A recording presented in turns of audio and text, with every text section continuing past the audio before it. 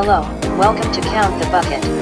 With your host, Zach Kautz. Let's get this money.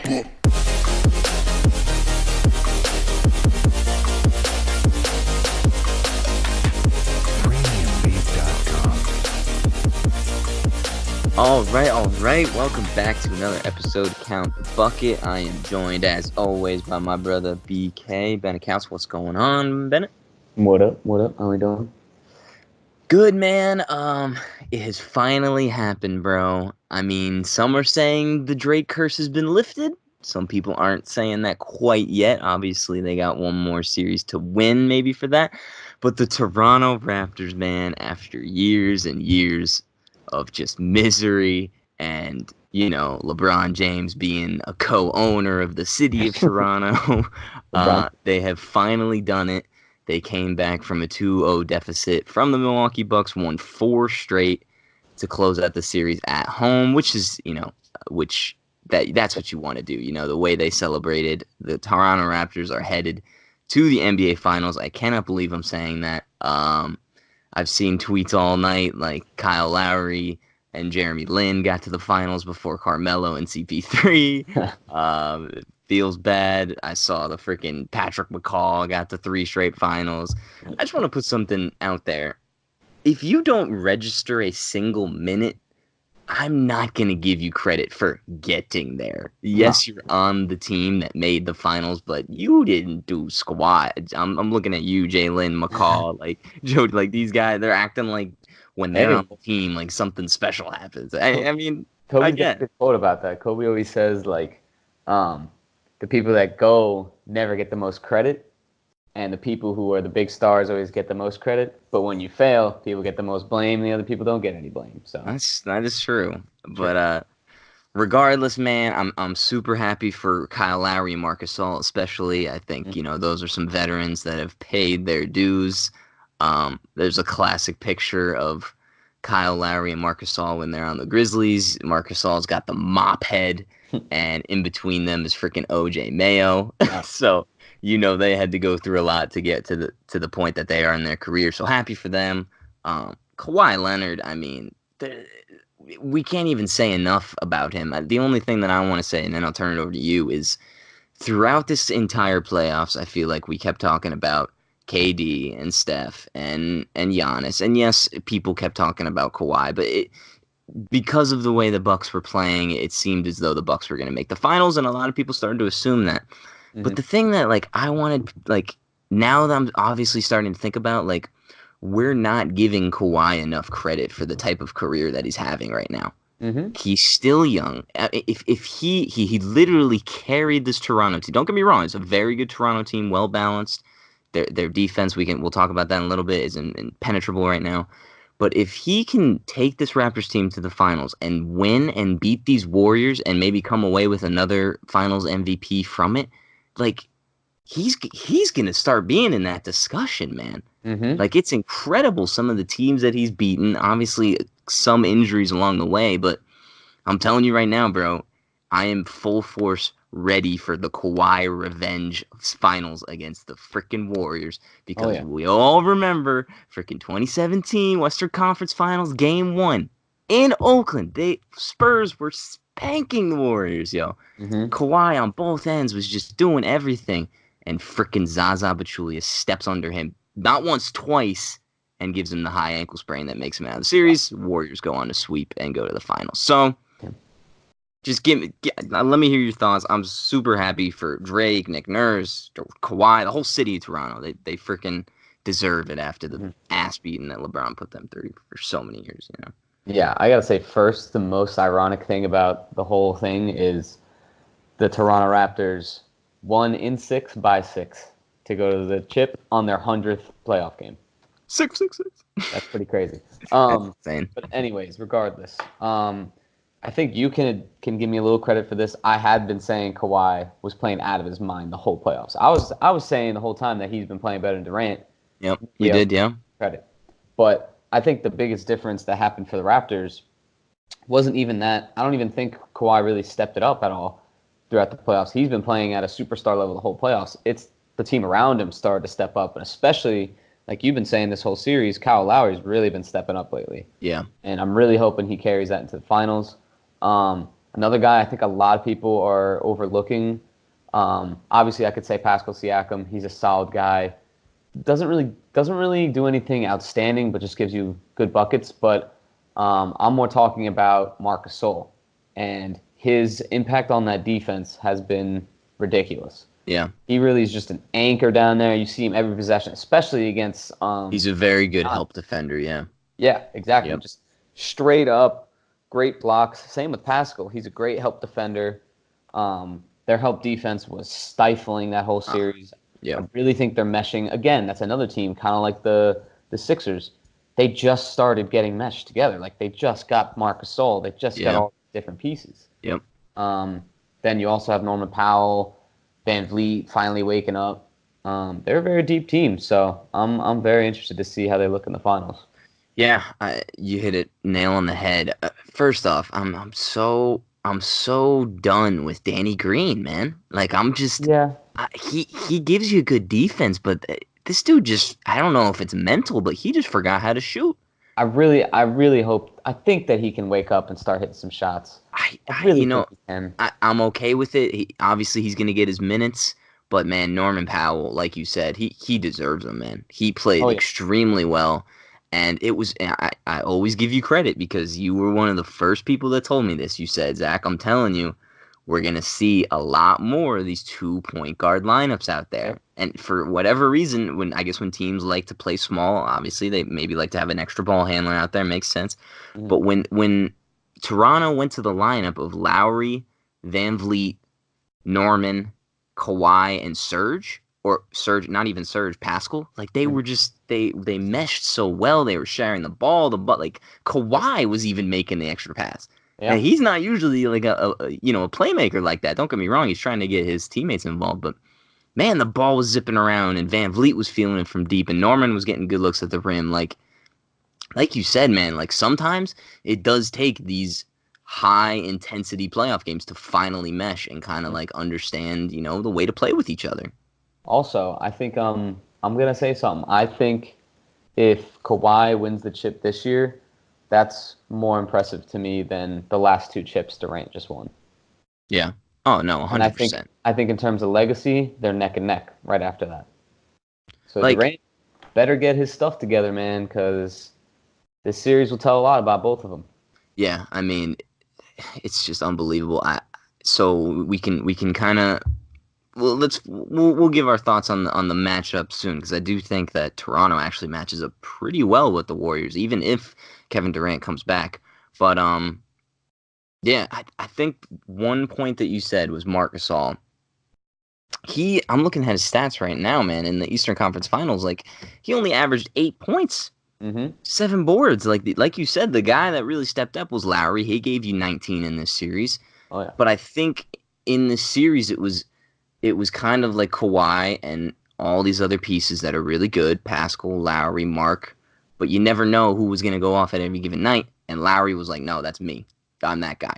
He took it into his own hands. He made the smart plays. He was great on defense. Like a guy at his size, man, especially when the Bucks had a couple of those lineups out there that was long and athletic. Like Lowry's, he's banging around down there, man. He was boxing out Giannis a couple times. Like he's putting his body out there. He's a strong dude too, I think the thing with Mark though is I'd say 90 to 80% of the stuff he was doing won't show up on the scoreboard. Oh, 100, yeah. You know what I mean? Just a great playmaker, moving the ball around, tip outs on offensive rebounds, extra chance points. And he hit big shots when he needed to, though. He knocked down that huge corner 3, and Kawhi loves that corner. He had a couple of nice bounces go his way, something with that rim, man.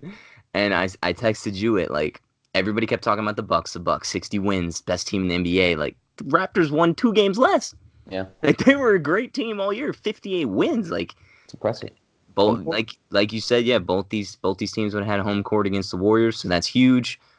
Let's shift to the other side of the series because I know you're a little disappointed.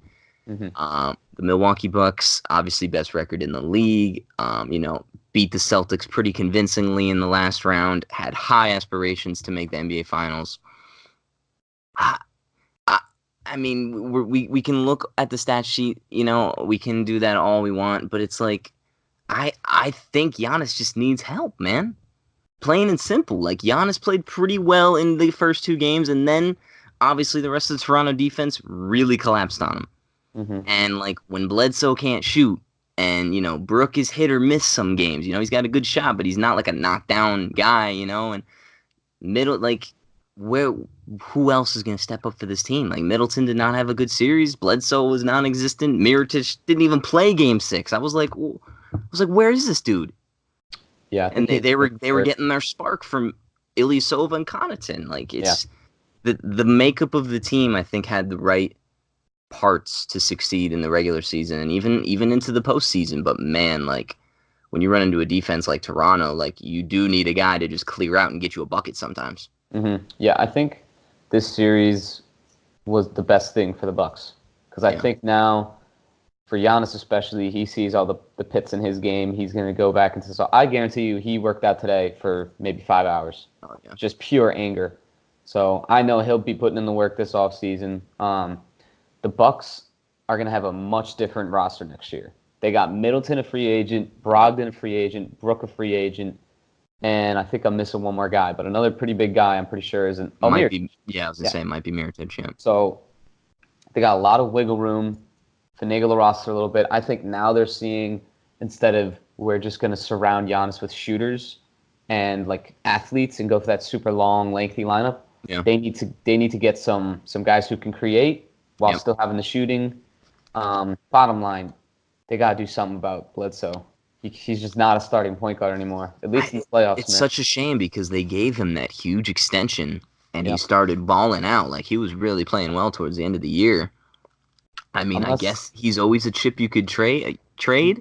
Yeah. But if I'm Milwaukee, I don't know if I can bring back both Middleton and Brogdon. I honestly might let Middleton go if he gets a heavy offer. I'd maybe re-sign Brogdon and Brook. Try and keep the Bledsoe, Brogdon, Brook, Giannis kind of lineup intact. You can kind of slide whoever in at that 3 spot. Yeah. But like you said, I think they got to retool the roster just a little bit, because it's not like they didn't succeed. I mean, they won freaking 60 games. No, yeah, it's tough. The Middleton situation is tough because somebody's going to throw him the max.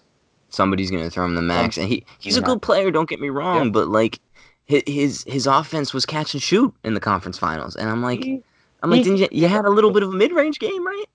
He can create a little bit. It's just he needs someone to create so that he has space to operate. Yeah, I mean, he can't create his own space. Yeah. That's his problem. He's a great shooter, kind of similar to Klay's game. Same thing though. Klay can't be his own guy on another team. He needs another star to take the attention so that he can get into his open spots. Yeah. Yeah, I pointed out just watching when we were texting a little bit during the game, and Giannis has really improved his playmaking ability, especially when he has to adjust to the entire defense collapsing on him in the paint. But like I just kept saying, like, besides Giannis, like, there's no pure passer playmaker out there. I think at time Brogdon and Bledsoe really try to be that, but that's not what they are. Brogdon's kind of a combo guard. He just does everything well. Mm-hmm. And I don't know if I'm Bledsoe, does Bledsoe really need to just dedicate to that, because he cannot shoot the outside ball anymore. He just can't. He's good. He was finally blowing by Fred VanVleet. Like after I was like, yo, if he's on you, take him. You have like 20 pounds of muscle on this dude. Like, come on, Bledsoe. Like, show me something. So I don't know. Maybe that's what Bledsoe's got to do. Take a little step back. But Budenholzer, Giannis, I mean, you can sell that, I think, to a lot of free agents. But man, we're starting to hear a little bit of the rumblings. When is Giannis' contract up? 2021? Yeah. It might be hard to stay in Milwaukee, man. I don't know. I asked one of my friends this question. Who would you rather have on this Bucks team? See, this is tough with Bledsoe, but would you rather have Middleton or Kemba? I mean, Middleton or Kemba? Yeah. Kemba, for sure, probably. Really? Yeah. I mean, he's a great three-point shooter. Yeah. Could take the pressure off of Giannis a little bit and go get a bucket. I mean, Middleton is, like you said, he's a supplemental player. Yeah. Kemba, you put Kemba and Giannis in a pick and roll. Woo. Yeah. No, I agree. I would probably go with Kemba too. I think it's a little bit closer, but yeah. Yeah. So I mean, we'll see. I mean, maybe they do go after a couple free agents. It's going to be tough with that Bledsoe contract, and if they decide to, I think Brogdon is also a restricted free agent. So if somebody, they might wait and stall their offer, and then if somebody offers a offer sheet, then they'll probably match it. But regardless, man, it's a good season. I'm with you that this is going to help Giannis, and I want to say I don't love him getting up in the middle of the presser. I understand he's frustrated and, probably didn't want to hear that question, but I'm pretty sure the woman that asked the question is like ESPN's Bucks reporter. Like they literally assigned her to the Bucks. Like, of course she's going to ask a question that you commented, a series before about experience. Like you can't get up. Giannis. Yeah. You got to be professional, answer the question, even with one word if you want. I don't care. Just answer it. Wait till you're done. Did you see the look on Middleton's face when he got up? He was like, bruh, what are you doing? He's like, you're really leaving me here right now. So I didn't love that. But, man, I almost kind of don't want him to get the MVP too, bro. Because I know he probably deserves it. But, man, if he doesn't get MVP and they didn't make the finals, oh, my gosh. I mean, the league is warned because he's coming back with freaking a vengeance next year. But regardless, good season, Milwaukee Bucks, but congratulations, Toronto. Mm-hmm. They get to host the Golden State Warriors. Thursday night is game 1, I believe, in Toronto, and man, that place is going to be freaking rocking. Oh, yeah. No KD, no Boogie for game 1, right? Yep. Okay, so let's do a little preview. Guy we talked about earlier, I'm going to say is a huge, huge X factor, at least maybe until Boogie comes back. Marc Gasol. Mm-hmm. I think Pascal is kind of going to be an in-betweener guy. I think him and Draymond match up really, really well. But they don't have bigs, Mark. Like, I'm speaking to you, Mark, specifically. Yeah. Golden State does not have any big men. They have freaking Kevin Looney and Jordan Bell and Jerebko as their big men. And I swear, if Damon Jones starts a game in the finals, oh my gosh. But Mark, eat in the post, bro. You're a great low post scorer. Even Serge, dude. They need to hammer the boards, limit the transition for Golden State, make sure they don't get hot with those, transition threes when they do. Mm-hmm. I don't want to, I don't want to jinx anything, man. But if Kawhi comes to play, I really, really like Toronto's chances in the series as a whole. Yeah, no, I think the Raptors match up with them very well. Kawhi is a great, especially without Durant there. That's one of the few cases I think it really helps him because he can just bounce around. You can even put him on Draymond, just have him bouncing around to everyone. Put him on Clay, just take him out, or even put him on Curry, take him out of the game. Why not? The guards. They got big, athletic guards. Yep. Who could still shoot.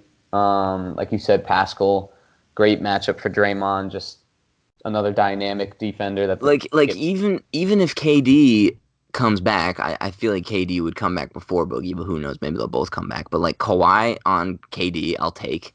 Mm-hmm. And then you got Lowry and Norman and Van Vliet to harass Steph. And Danny.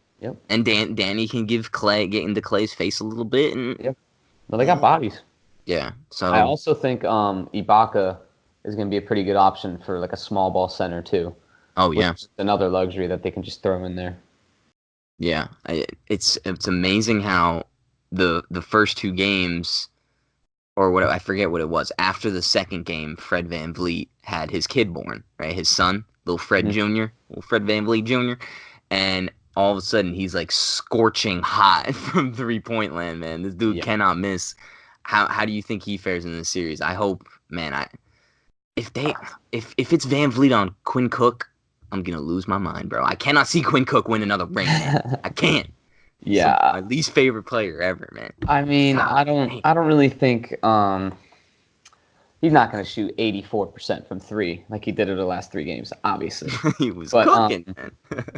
I still think that he's definitely gonna at least be back to where he was. I feel like at last playoffs, where he was at a very similar level to Lowry, like kind of like a step below him. Yeah. But he'll still give you a shooting presence, solid playmaker, and again, just a big athletic guard that can just put bodies on people. Yeah. Yeah, no, I'm super excited. I'm just nervous, man, because I feel like I feel like when LeBron and the Cavs were going to Golden State for games 1 and 2, I felt that kind of benefited them a little more. I don't know why. Obviously you never want to give a team home court, but Hmm. I just feel like you don't want to give Golden State the opportunity to split early. Hmm. And I'm a little nervous. They're playing really, really well together without KD and Boogie. They're back to their old play style. They got a lot of rest. Iguodala's going to come out of the freaking woodworks and be like lockdown defending and hitting corner threes out of nowhere. Hmm. Do you think the home court is truly beneficial to Toronto, or would you have rather, especially with KD and Boogie probably not playing game 1 or game 2, would you have rather Kawhi, the Terminator, go into Golden State and maybe see if they could have stole game 1 or 2 and have a leg up going back to Toronto? It's a tough No, question, but I think it's definitely a benefit for the Raptors, just given like all the support they're getting from their fans right now. Just how much this means to the city. They're going to be yeah, cheering their it's butts good that off. it's like right after this huge win Yeah. at So, and again, the Warriors are just one of the best home teams in the league. And yeah. for me in this series, I don't really think the Raptors have that great of a chance of stealing a game at home, I Yeah, think their chance of winning this series is to win every home game and just just stick to that. yeah. Yeah, that's good, I guess. And hey, that's if you're Nick Nurse, like you have to say that. You say, especially if if you play well in Toronto and you go to Golden State, you say, hey, we don't have to worry about it. Like we have home court, just protect it. Yeah, exactly. So I'm excited, man. I was getting more and more anxious as Game 6 went on. The Bucks did not quit though, man. I was very impressed by them. They kept battling. It could have gone either way down there towards the end. But my goodness, Kawhi dropped the hammer, and then like a minute later, Giannis. That was one of the most ridiculous blocks I've Mm-hmm. seen, bro. Oh my gosh. Yeah, he slapped it.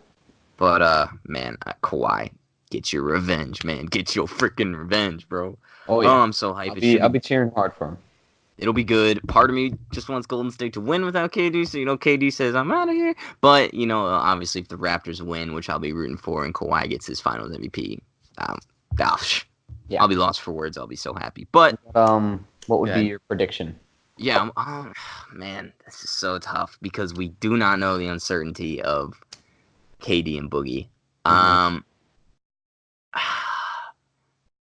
I'm gonna say Warriors in 6, only because I think Toronto wins game 1.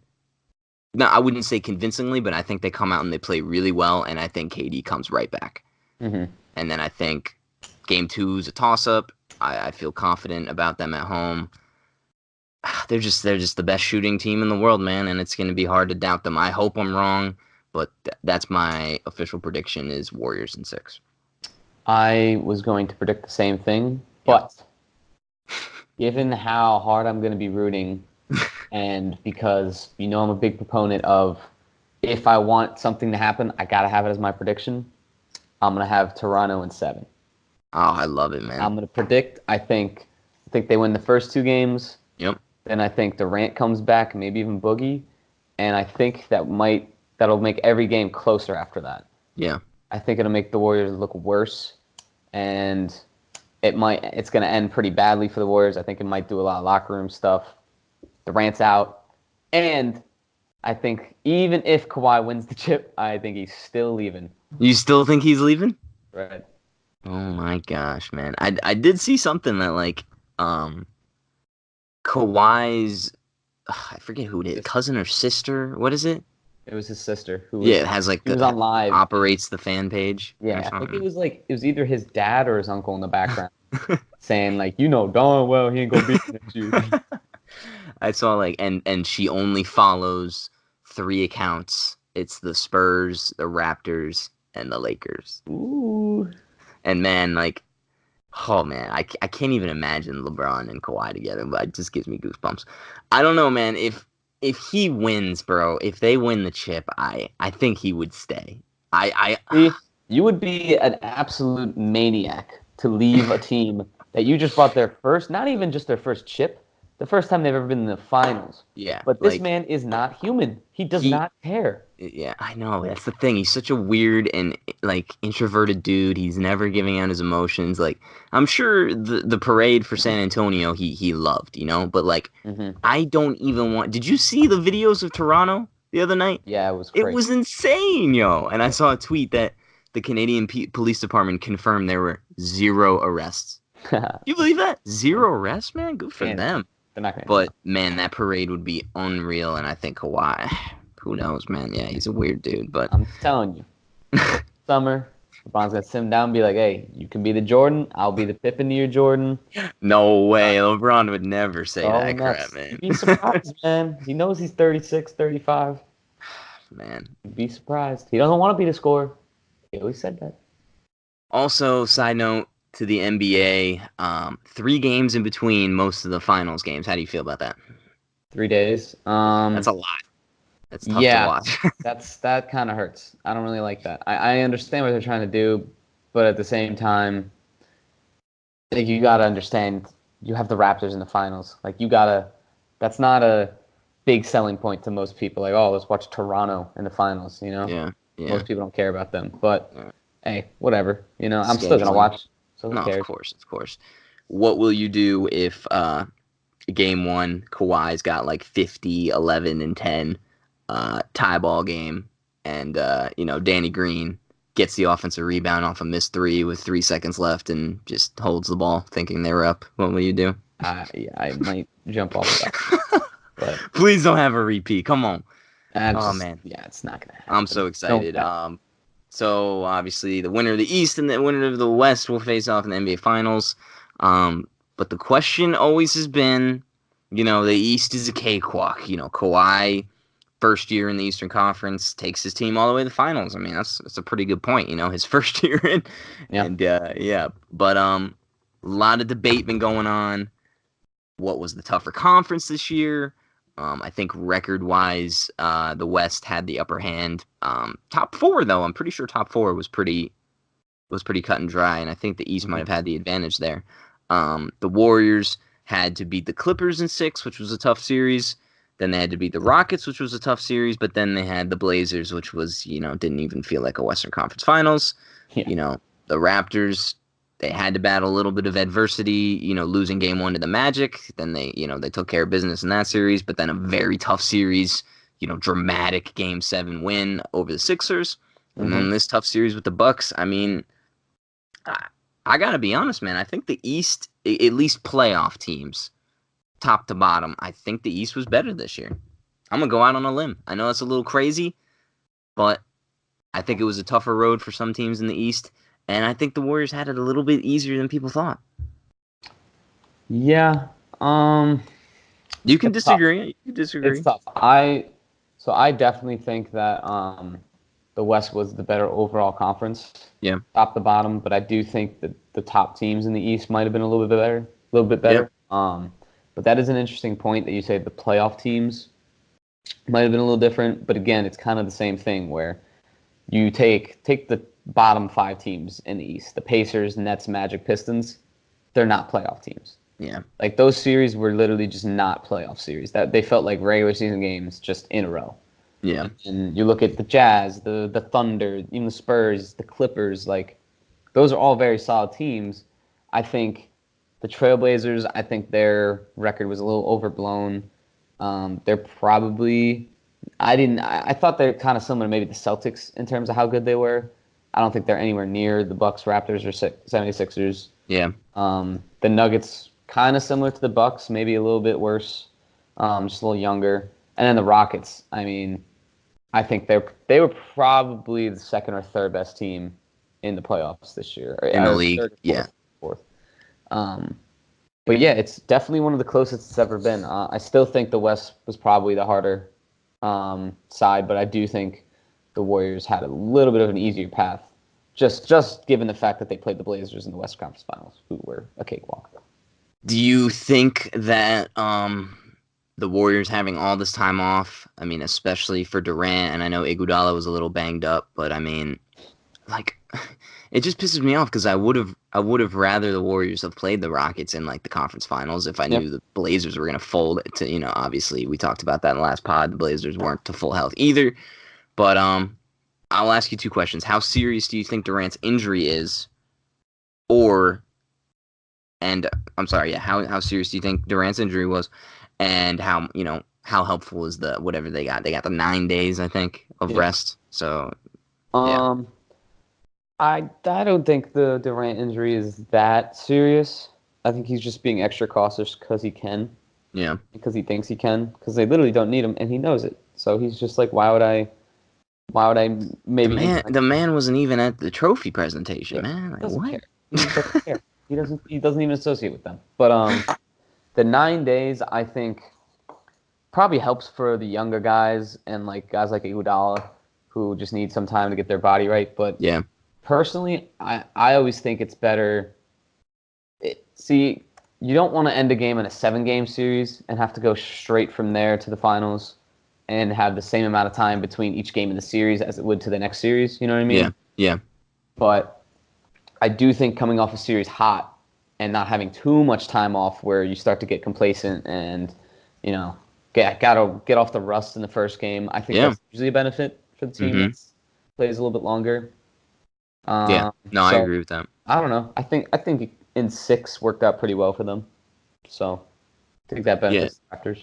Yeah, so you think I mean, it's just it's nervous because if there's one team in the world that with all this rest can come back and just pick it up like they just freaking, like you said, just wrapped it up in 6 and had a hot series, it's the freaking Warriors. They can just show up and just shoot the lights out and everybody would be like, well, like last time you played was 2 weeks ago. Like what? Like it just doesn't make any sense. So I'm very intrigued how the Warriors are going to handle Durant. If Golden State comes out and I would hate to say this, but if they just kick the crap out of the Raptors game 1 and they're just still playing and Steph and Clay score 40 each, like what do you do? What do you do if you're Golden State? You literally probably can't bring him back. You have to be like, bro, like we are playing some of the best basketball. Like. I know everybody in the media especially is always like, you take him back no matter what. Like, he helps you win a ring, but would that just be the ultimate slap in the face if they just win this ring without him? Yeah, they could do that. But that could also be, it could be a two-way thing where Durant's kind of trying to be cautious, and the Warriors are like, fine, go for it. Like, be as cautious as you want. We don't even really want you to play, Yeah. Whereas Boogie, I feel like Boogie is dying to get out there. Oh, yeah. But, man, I'm sorry. I know I shouldn't call him Boogie for you, but... Marcus. No DeMar at the beginning of the name. Man, I'm excited. Regardless, I thought the balance of power of conferences really... Even with LeBron going into the West, for some reason, the East all of a sudden just got so much better. I guess that's not really a coincidence when a guy like LeBron, who just dominated the conference for years and years and years, leaves.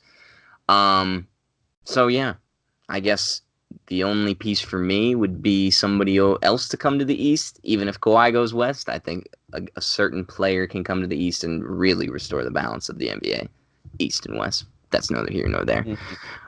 All right, we'll move on. The day after we talked about all rookie and all defensive teams, the NBA released the all NBA teams, which has some huge implications, big money implications for a lot of these players. There's certain incentives in the contracts. I think it was Dame, Kemba, and who else got the eligibility for the Supermax? Maybe it was Kawhi? I'm not sure, but because those players made All-NBA, they get the Supermax deal, which I believe is like 5 years to 20, I want to say. Sheesh. Not bad.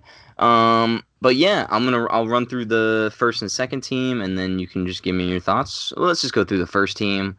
I want to say, I think you predicted this right. Maybe not Paul George, but Steph Harden at the guards, PG Giannis, and then Jokic at the center. Your boy. Finally getting the recognition he deserves. Yeah, no, for sure. I think probably injuries had to do with Embiid getting moved down to second team a little bit, and the overall team record definitely helped Jokic Yeah, get the second team was Kyrie, Dame at the guards, and then Kawhi, Durant, Joel. Which I mean, you could argue the second team, right up there would mess around with the first team in the scrimmage or whatever. You know what I'm saying? yeah. No, but I agree with everything on that list, man. I think Harden and Curry definitely two best guards all year. Yep. Antetokounmpo, obviously that speaks for himself. Paul George had probably one of, if not the best year of his career. So, and he's right up there for Defensive Player of the Year. So that's if you had your votes, those are the five you would have voted for. Yeah. Yeah. Harden and Giannis, both unanimous first teamers. Steph coming in with 91 first team votes. I mean, a case could have been made for Dame to get first team, but I mean, over Steph and Harden, that's just not going to happen. No. Do you think team performance was something that the voters really paid attention to? I also think that could have been a reason that Jokic probably jumped Embiid just a little bit because of what he did in the Western Conference this year. No, yeah, I definitely think so. And there's kind of a give and take to that, because I feel like while a guy like Jokic kind of benefited from that, Yeah. a guy like Kevin Durant and even Klay Thompson, they kind of suffer from that. But Yeah. it's a little different because it's not as much their stats. Like a guy like Jokic, his stats might be better on a worse team just because he can do more of whatever he wants. Yeah. But guys like Durant, Klay, they got to sacrifice a lot of the personal stats. So their stats don't So they look as give good, but you're everyone still else- on the yeah. Exactly. Yeah. So and then the third team is Westbrook and Kemba at the guard spots. Both very deserving. Russ averaging a triple double yet again. Then Blake Griffin making All NBA with LeBron at the forwards, and then Rudy Gobert getting a nod at the All NBA at center, which is tough. I thought maybe Cat could have been third team there. A lot of people were saying that Klay Thompson deserves to be on the third team too, but who do you take, or even Bradley Beal too, and maybe Kemba doesn't make it because of his team's success. I don't know, man. At the end of the day, like it's hard, and the type of year that Kemba had, especially, and Russ. I mean, you can't take Russ off there. Like, No. he might not have had the most statistically efficient year, but the dude averaged what 20, 24, 11, 11 or whatever it was. Like, it's stupid. No, yeah, I keep hearing all these people talking about how Klay Thompson should have made it, but honestly, I'd definitely rather have Bradley Beal on there than him, and maybe even Donovan Mitchell. Yeah, maybe. I like Klay. You had a great year. I think you're in the same category. Started off very slow though in the regular season. That's pretty much why. Yeah, but another guy, Devin Booker, like. This is what happens when you have 3 or 4 All-Stars on your team. You're gonna get overlooked, man, and it's just it's a price you have to pay sometimes. A lot of former players, a lot of not really analysts, more of the former players that I've seen were talking about, some of these players snubs. Klay Thompson is going to miss out on an extra $30 million. Ooh, poor him. They only make $100 million as it is or whatever. But I mean, is that kind of weird that like you said, Klay Thompson is probably, if not the best shooting guard in the league, right there. You could argue him, or he's a couple behind, but like, should his money be impacted by getting selected to the All NBA when, like you said, you're on a team with 4 All-Stars, dude? Like, you're not all gonna make it. Somebody's gonna have to sacrifice. Like, exactly. This is what the players' union did. When they were bargaining with the league about contracts, like, the players did this. Is it fair, or do you think there should be some sort of, I don't even know, some sort of other measure to make sure these guys get the money they deserve? I mean, Klay probably deserves a supermax from the Warriors. Let's be honest. He does, but like you said, there's only so much money to throw around, And I think this definitely helps guys like Kemba, guys like even like Blake Griffin, guys who just stay home, do what they have to do for their franchise, and get rewarded for it. Yeah. So I like it. I will say, though, the guy who I think was just absolutely robbed, whether by his own choices or mostly, I think, by the franchise, is Anthony Davis. He is that is probably true. I the didn't even best think big of that. man in the league. Yeah. And he got 1 second-team vote and 1 third-team vote. Yeah. That is just that's Why he just didn't play? Yeah. They didn't let him play, and that's just if you're gonna go talk to him right now and be like, oh, why don't you come back? We have the best rookie that we've had in the last couple of years. He's like, no, bro. He's not even gonna answer the call, man. Yeah. You just ruined his whole season. Luckily for him, I mean, he's got to play this year to get that All NBA nod. I think last year he made it, so he's still eligible for that extension. Mm-hmm. But like you said, I mean, this is his legacy. Like we measure LeBron and Jordan and Kobe with their All NBA nods, which is the best players in the league that season. To put in perspective, Marvin Bagley got 1 third-team vote. And Domantas Sabonis. I don't, and it's ridiculous. Danilo Gallinari. Who's voting for Gallinari? How is he an All NBA player? It's just a crime. I'm sorry, and oh man, and yeah, that's some of these guys that are voting either are just huge homebodies and is like the Pacers beat writer, and he's only gonna vote Sabonis, and Oladipo and other like I don't understand. The two guys at the centers that maybe could have got the nod over Gobert, who also got a lot of votes, Towns and Vucevic. I mean, do you think Gobert definitely, no question, the third-team center, or could it have been, a toss-up with? I think Cat was definitely one that might have gotten snubbed. If Cat could have been a little more consistent throughout the year, I think that's definitely his. But just still Gobert had pretty good stats at the end of the year, like 24 and a 12 or something. I mean, he had a great season, but again, kind of got injuries, team success again, and just Gobert just never gets hurt, and it's just might probably will win Defensive Player of the Year this year. So yeah. Happy for Vucevic though. I mean, he in contract year, he really did play some of his best basketball. So he's a very intriguing free agent that I'm sure a lot of teams are going to throw a lot of paper at. But yeah, man, some of these voters, like, what are you smoking, bro? Like, do you remember when Tyson Chandler won Defensive Player of the Year and didn't make any of the all defensive teams? Yes, that was an absolute joke. That's absolute joke. Very indicative of the voters right there. I think what they need to do is I think they need to also have a player vote. I think that needs to be in the discussion because, who knows better than the players, man? Yeah, exactly. Or at least maybe do coaches get a vote? I don't know if coaches. I think executives might. Maybe they don't. I have no idea. Maybe it's just they media. all do, but they're all weighted very similarly. And I think the weighting system should definitely be altered. Yeah. Well, I think for the most part they're pretty spot on. I mean, freaking LeBron on the third team in a year where he really, played about half the year or 3/4 of the year. I think he'll take that. He doesn't really. Yeah. As long as he makes. Yeah, who cares? Some guy on Instagram was trying to argue with me that Jokic was completely overrated and did not deserve the All NBA first team, and that Cat should have for sure been. And I'm like, he said passing is overrated. Anybody can make those passes. I'm like, if anybody could have made those passes, like, why isn't Towns and Joel and Gobert averaging 8+ assists in a season and leading your team in points, rebounds, assists and the second seed at the freaking in the Western Conference? All that kid has to do is just look at the stats this playoffs between Embiid and Jokic, and your answer's right there. Yeah, unbelievable. I was like, dude, come on. Like, you cannot start this argument right now. Jokic, well-deserved. Great season from him. Definitely should get some MVP votes. But yeah, that's obviously some outliers, but not bad. Not bad for the All-NBA teams. I'm pretty happy with. Mm-hmm. But all right, now I want to try something. I saw a very, very interesting question on Twitter, obviously. One of the best apps in the world. Don't know how it's still free.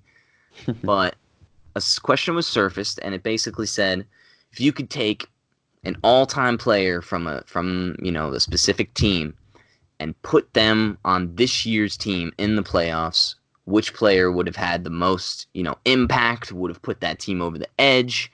Obviously, if you put freaking Kareem Abdul-Jabbar on the Bucks this year, they would have been probably going to the finals, or Oscar Robertson or whatever, So yeah, I'm gonna throw one at you, and it is the Milwaukee Bucks. But can you guess the guy that I'm gonna say? Big O?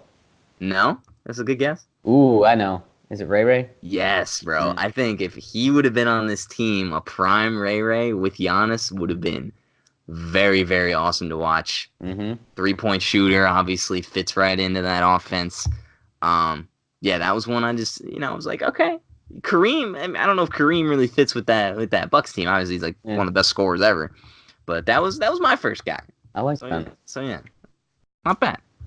I think mine would be for the Trailblazers. Oh, let me guess. Brandon Roy. No. Oh, snap. A Who? man named Clyde the Glide. Ooh, Brian okay. Clyde the Glide. Okay, yeah. Damn, I think, he's another scoring option. He kind of fills that small forward position that they've been lacking for a while. Yep. So I think he would have been a great addition to the squad where they just need one more guy. Man, that would have been it. I wish we could just have that technology to be able to do that. See these players play with like some all-time greats would be insane. Yeah. It's called 2K. Yeah, true. I'll give you an interesting one. How about Kevin Durant on the Thunder? No, I'm just kidding.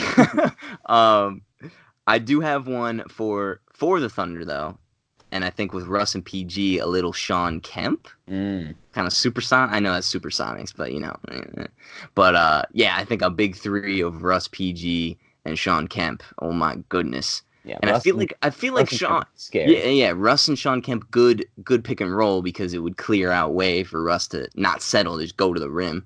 Yeah, and Sean Kemp could just get any freaking board possible. But yeah, that was another one I had. I kind of like that. I think this one would impact the outcome of this year's finals. Oh, so he's on the Raptors. Can you guess? Is it Breezy? No. Vinsanity? Mm-hmm. Oh man, Insanity on that team. Oh my gosh, that next would be to Kawhi. You know what I mean? That'd be insane. Just freaking rising up over Curry, just yamming on freaking Draymond's face. Oh my gosh, that would be amazing. All right, I got one more for you, and then you can probably give me one more. This is a pretty basic one, but I think it was pretty like adamant that they needed him. T-Mac on the Rockets. I feel like if Harden and Paul had literally T-Mac to just post up on the block and say, "Yo, get me that bucket," and he was still a good 3-point shooter, so it still kind of works in the offense of the Rockets. But that would have been special to see Harden and CP play with T-Mac. Oh my goodness. Mm-hmm. This one is a little similar to that. Again, I think this would have resulted in a chip for a Western Conference team. The man himself, Carmelo. I think Anthony. A guy like Melo on the Nuggets is literally exactly what they need. Yes, 100%. Just a small forward who can create his own, can close out games for you. It would be amazing to see. That, and especially with the team, like you said, the team makeup of the Nuggets this year. They were a very good defensive team, pretty good with the ball, didn't turn it over a lot, had Jokic running the offense, but at times they were just like, yo, we need somebody to, get us a bucket. And, Jokic isn't that dude. He was trying to be that dude, but he's not. And it's not his game, yeah. I love the clips because the Melo haters will always forget the Western Conference Final Series against Kobe and those Lakers. He was battling with Kobe, man. And Kobe straight up was like, yo, this dude is one of the hardest dudes he's given me problems because he's stronger, he's taller, and he's just relentless. And Kobe's like, man, I do not like that. Yeah. And people always sleep on that, man. But he was close to getting the finals with that Nuggets team. It's not his fault that the freaking Suns, Lakers, Spurs, you name it, was just dominating the West those years. Yeah, no, that was a tough West. So yeah, that was a cool question. I like that. I think some other people were saying Iverson on this year's Sixers could have been a decent one. Mm-hmm.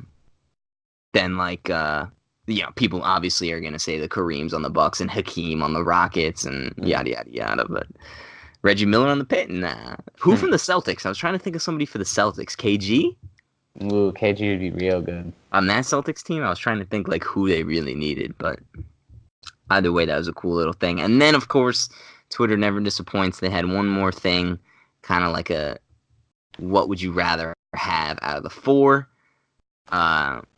Which would you rather have seen happen? Obviously, We got Jordan retiring the first time. People kind of wish that he never did. You know, our father will adamantly say it would have been 9 in a row if he never. Like, I am slow down. Well, I don't know about that. If Kobe and Shaq never split up, Kobe and LeBron faced off in the finals, or one of the most insane players to ever play in the NBA, D Rose, never gets injured. Out of those 4, what would you have wanted to see? I feel like I know your answer. This is kind of a tie for me. Okay. So I'm going to explain both. But my first one, which I think I would say, would be the LeBron Kobe. Yes. And this one just hurts me because it could have happened so many times. So many different times, too. Like, so many different points in LeBron's career and in Kobe's career. It should have happened 2 or 3 times, you know? And that would have just been – there was always that debate, especially when they were both relatively around their primes. It was who's the best player in the league. You know, people really didn't know for a while. It was just Kobe and LeBron. Who knows? Like, for a while, people were like, like it was kind of similar to the LeBron Jordan thing right now, where it's like, LeBron does more, probably the more well-known player, but Kobe's just a killer, man. Kobe wins the rings. That was kind of discussed. Yeah. Kobe wins the rings, exactly. Yep. So just to see them go head-to-head in the finals would have ended a lot of discussion. So that would have been dope. But this might surprise you a little bit. I think at even amount of interest to that would be Jordan never retiring. Yes. And this is why. I think, and I firmly believe this, after his first three-peat, I think the Houston Rockets are taking him down. And I think that would put a big taint on his legacy. Yeah. You know what I mean? And knows if he ever gets back to that second, third peat. Probably does. Probably wins another 2 rings after that. Maybe probably gets another 3. But I think he might go to the finals and lose to Hakeem, you know? Yep. Hakeem was the only guy in that era that could even hold a torch to Jordan, especially with the team around him and everything. So and people always forget too, the year Jordan came back, who did they play in the playoffs and lose to? The Magic. Exactly, and the Magic were stacked, yo. And they got dogged by the They Rockets. were stacked, yeah, and they did. You know, obviously they blew hard. They horribly blew Game 1, which is just the end of that. But like, they had Penny, Dennis Scott. Like, Shaq was a freaking monster, yo. Yep. Like, man, yeah. Okay, I like yours. I'm gonna say the first thing that I really would have wanted to see, especially me being such a huge Kobe guy, would have been the Kobe and LeBron in the finals, because we always had those regular season matchups, and both of them would get up for that. Like, they knew, like, even in the All-Star games, right? They'd always have that little like ISO, like, it's 2 of the most competitive dudes you'll probably ever meet in the NBA, you know, period. I really wish we would have seen a Lakers Heat finals. That's what I would have wanted, because Me too. when Kobe and his Lakers were going to the finals, it was LeBron and his Cavs, and he was still struggling, you know, against the frickin' Magic and, you know, the Celtics and that, and the East was tough right then, you know. Those Cavs teams were not good enough, I don't think, to probably not even to competed with the Lakers in the finals.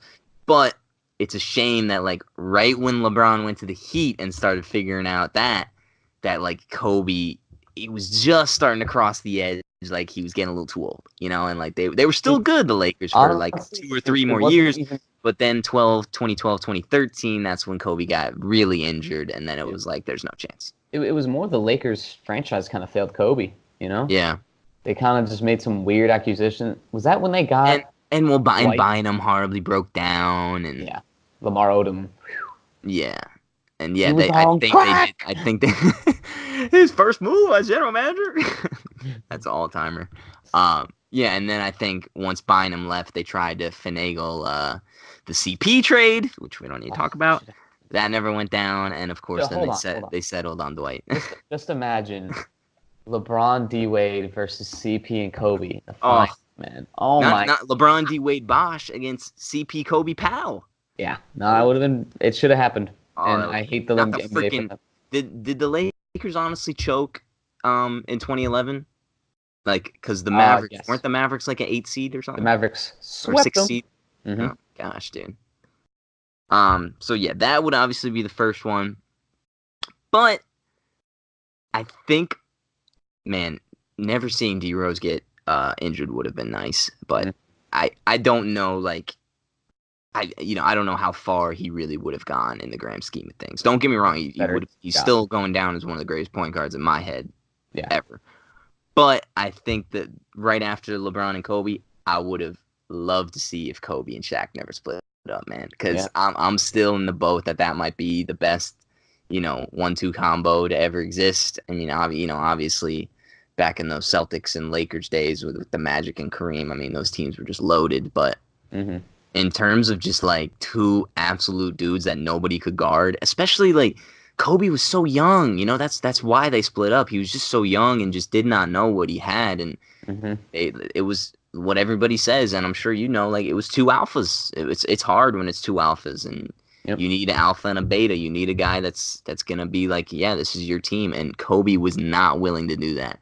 Nope. But boy, if they were just able to just get in a room and be like, yo, we can dominate this league, like I don't think they would have four-peated, but man, I think they would have gotten like 5 or 6 rings if they just stayed together, like out of 8-9 years.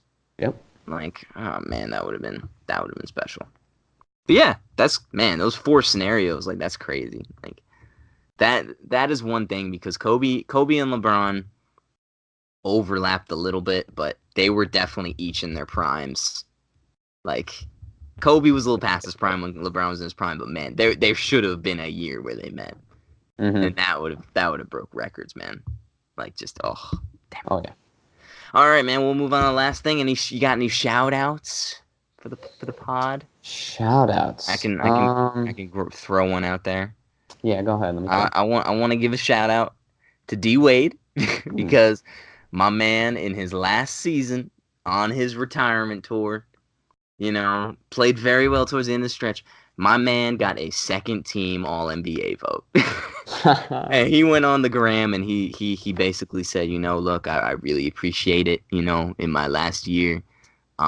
He said, Gabby, you vote for me? And she said, I vote for Clay. And he said, Clay deserved that vote too. So, man, shout out to D Wade for being cool about that whole situation. Obviously one of the GOATs, one of the best shooting guards ever, one of my favorite players of all time. Hate to see him go, but the man did not deserve a second team vote this year, but he played it off so cool, and I just thought that was a cool thing for him to do, and he seems to be loving post-retirement life, man. Oh, that's all I gotta say. I'm gonna give a shout out to Kyle Lowry. Yep. I think this is very similar to what I texted you last night. I feel great for him, That's the type of guy who's just been at the forefront of LeBron's wrath for I don't even know how many years, 5 or 6 years, just getting dominated, man. Maybe DeMar DeRozan got the worst of it, but honestly, he probably got the worst of it, because anytime they'd switch him onto LeBron, it was just barbecue chicken. It was, give me the ball in the post, I'm going to eat on him. Yeah. And Kyrie, he just couldn't guard him. But I feel great for the guy. Class act. Just a grinder too. He came in the league. He was nearly the player that he is now. Kind of like a fringe guy, and then got to the Rockets, started to get all-star looks and all that. But having said all that, I told you this the same thing. I have a zero tolerance policy with this man, Kyle Lowry. All right? He has ruined way too many playoff series for me to have too much faith in him. If he starts bricking shots, not playing any defense, I will destroy him. Of course, I'll tear him apart. Yeah. So, and a little gingerly, just a little. Got my eyes on you, yeah. Games. I wanna say something about that, and he no doubt deserves everything. But it's like I do feel really bad for DeRozan. Because it's like, he gave so much to that franchise, and the first year he gets traded, like, they go to the finals. Like, that, it must hurt for him. But, man, like, Lowry, bro, like, you played so much better with this team. Like, maybe you and your best friend in the playoffs especially, like, it just wasn't a good mix, dude. Like, DeRozan clogged up the paint, like, always was trying to get to the basket, like, Kyle Lowry had no spacing to operate. I'm not saying that's why he struggled. There were times where he was just flat out terrible. Don't get me wrong. And he deserved the criticism that he got. But, like, I'm not surprised that Lowry played so much better without him on the floor. Am I wrong to say that? Really? No. Right? I mean, it's weird. It's like night and day. Yeah. You know, the Raptors did a lot, you know, and my other shout out will go to Messiah Ujiri because, goddamn, man, you're a genius. Like, hats off Absolutely. to you. You did literally what you told all the Toronto fans and everything when you traded one of their favorite players ever. You said, we are making this move because we want to win now. We want to go to the NBA Finals, and making the move for Kawhi and Danny Green and making the move for Marc Gasol and getting rid of Valanciunas, and like you did it, man. Like, executive of the year, good for you. Hey, man, that's my shout out to him. That's one of the hardest jobs, man. You gotta. Sometimes it's really only about basketball. And he's taken a huge risk. Mm-hmm. I think Gasol and Kawhi are both free agents. Like, it could be empty next year, but when you're in that spot, when you're in that seat, you got to go for it, man. And a lot of executives don't do it, and they lose their job because of that. Yeah. So shout out to him, and also shout out to Middleton because he took that Giannis getting up like a champ, and he literally like looked and he was like, "What'd you say? It was experience?" He's like, "Oh yeah," and then he just answered it like any normal. He's like the most basic guy, you know. But yeah, and any other last ones before we get ready for the NBA Finals, man? No, I'm good. Word, bro. I wanted to read you one more tweet from the boy Rob Perez. Also, that Ja Rule video of who's ready? Guess not. And it's like the Bucks are going to the finals. Who's ready? But he tweeted, entire city of Toronto in the streets raging. And I just want to believe Kawhi went straight home, threw on his sweats, and unpaused the episode of Everybody Loves Raymond he was watching. That's what he's doing, man. And I think a reporter asked Kawhi, they were like, you know, all this talk about the Raptors and everything, like, but the talk has been about you, Kawhi, and how you are playing at least like the best player on the planet. Like, how do you feel about that? And he was straight up like, I don't even care about being the best player on the planet. Like, I want to be the best team, and I want to win. And he just wants to flat out win. Come on, Terminator Kawhi. Oh man, no, I need it. I really need it. If he yams on somebody like he yammed on, oh my god. See, for me, it's really a win-win. It's a win-win in this series because if he wins, I finally get to see the Warriors lose again. Yep. If he loses, he's gonna leave. So win. Oh man, all right, man. Well, thanks as always, and let's go Toronto. 6-6. God, we need some praise. Need some more.